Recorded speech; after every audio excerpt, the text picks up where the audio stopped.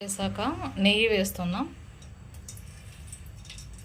నెయ్యి వేస్తే బిర్యానీ టేస్ట్ చాలా బాగుంటుంది. నెయ్యి వేసాక ఫస్ట్ బిర్యానీ ఐటమ్స్ అన్ని మసాలాస్ అంతా వేసేయాలి.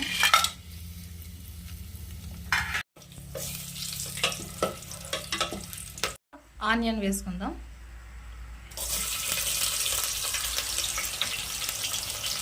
ఎంత ఆనియన్ వేస్తామో అంత టేస్ట్ బాగుంటుందండి బిర్యానీ అనేది.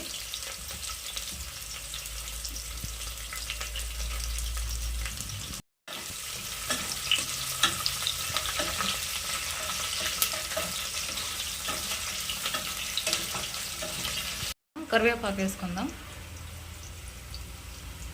దాని తర్వాత పచ్చిమిర్చి,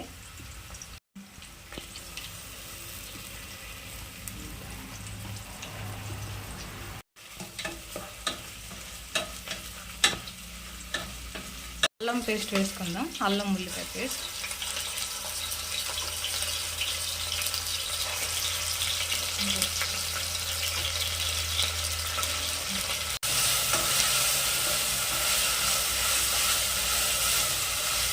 ఇప్పుడు కొంచెం కొత్తిమీర వేసుకుందాం. ఈ కొత్తిమీర ఇప్పుడు వేస్తే స్మెల్ అనేది చాలా బాగుంటుంది. ఒకసారి మీరు ఇలా చేసి కూడా ట్రై చేయండి. వాష్ చేసుకొని పెట్టుకున్నామండి. చికెన్ వేద్దాం. ఇప్పుడు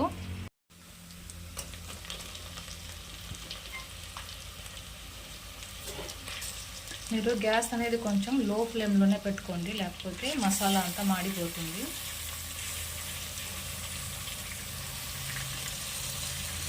ఇప్పుడు అలాగే సాల్ట్ కూడా వేద్దాం. అలాగే పసుపు కూడా వేద్దాం.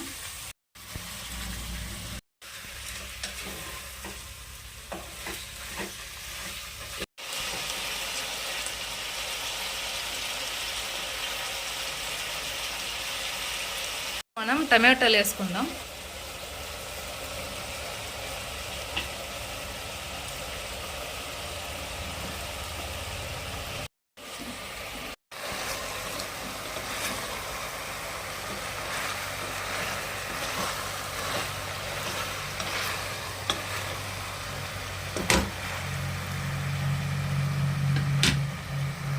చికెన్ని మూత పెట్టి కాసేపు బాగా ఉడకపెట్టానండి.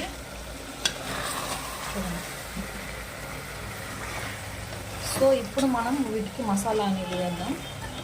నేను ఇంట్లో ఎలా అయితే సింపుల్గా చేసుకుంటానో బిర్యానీ నేను అలానే చేస్తున్నాను. మీకు నచ్చితే ఒకసారి దీన్ని ట్రై చేయండి. గరం మసాలా కొంచెం వేద్దాం. అలాగే కారం కూడా వేద్దాం. నేను పచ్చిమిర్చి ఎక్కువగా వేసాను కాబట్టి కారం పొడి తక్కువగా వేస్తున్నాను. ఒకసారి దీన్ని బాగా మిక్స్ చేసుకుందాం.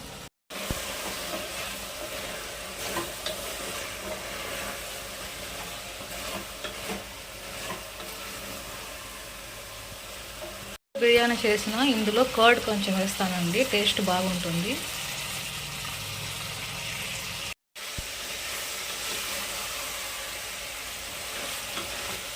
నేను ఈ గ్లాస్తో బియ్యం తీసుకున్నానండి. సో ఇందులోనే నేను 2 గ్లాసులు నీళ్ళు అనేది పోస్తాను. సో 2 గ్లాసులు నీళ్ళు పోస్తాను.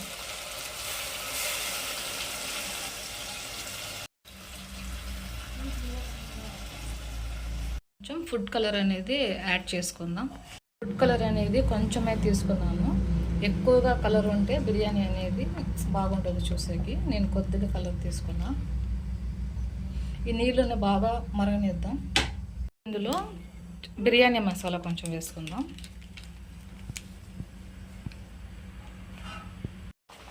చూడండి, బిర్యానీ పెట్టిన నీళ్ళు అనేది బాగా మరుగుతున్నాయి కాబట్టి మనం బియ్యం వేసుకునేద్దాం.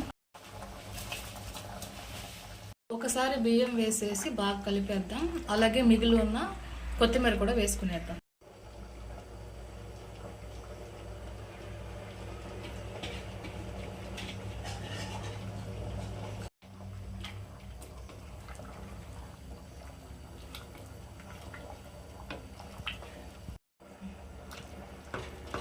రెండు విజిల్ పెడతానండి. 2 విజిల్ పెట్టాక నేను మీకు చూపిస్తాను ఎలా వచ్చింది బిర్యానీ అనేసి.